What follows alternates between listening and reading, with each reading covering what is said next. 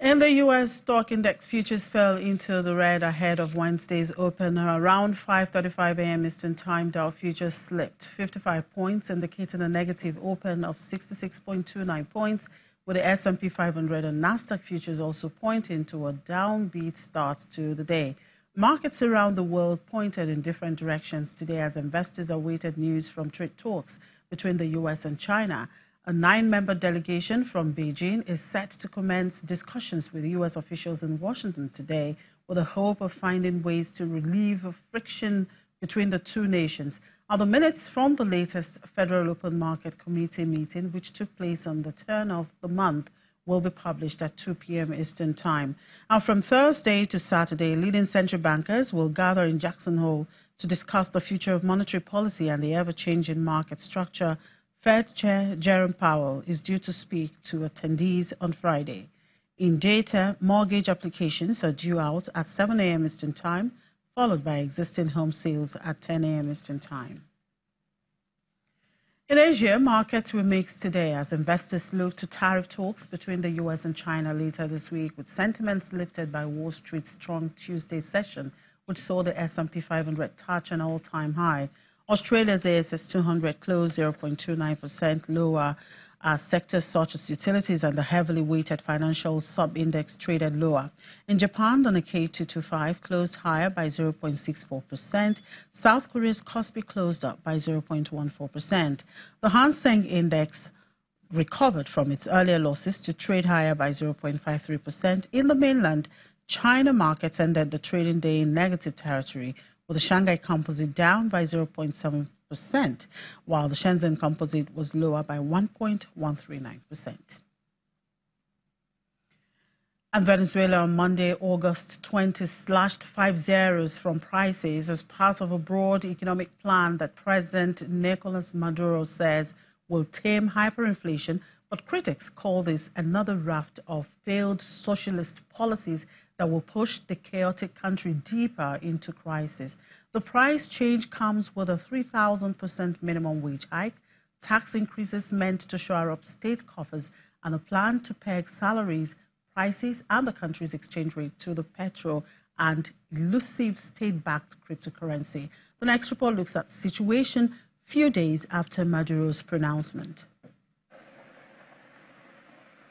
Streets were quiet and shops were closed due to a national holiday that President Maduro decreed for the first day of the new pricing plan for the stricken economy, which the International Monetary Fund is estimated will have 1,000,000% inflation by year end.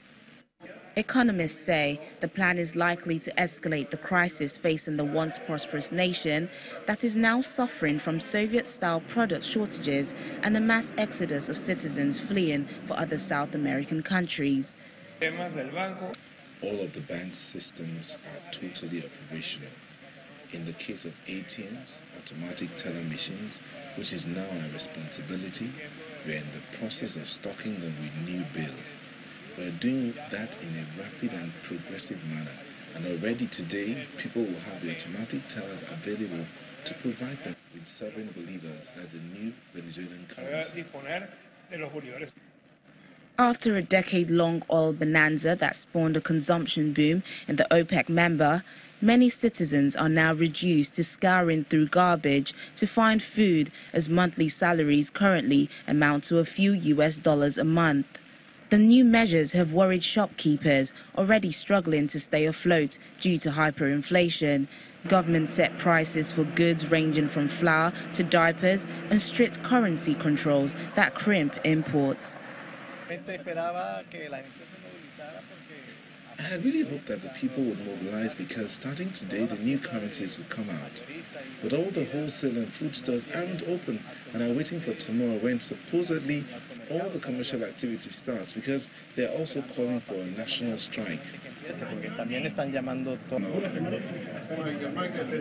Venezuela's main business organization, Fede Cámara, slammed President Maduro's economic plan and said it will cause confusion and put the country's economic activity at severe risk.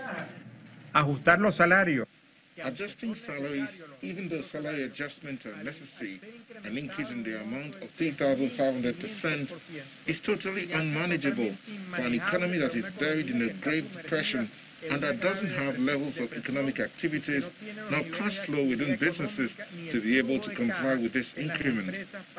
Without controlling hyperinflation, the impact of these increments will be totally counterproductive. Ese incremento será totalmente contraproducente. President Maduro, re-elected to a second term in May, in a vote widely condemned as being rigged, says his government is the victim of an economic war led by political adversaries with the help of Washington, and accuses the United States of seeking to overthrow him. When we come back, African leaders speak on some of the benefits from Chinese investments. Do stay with us.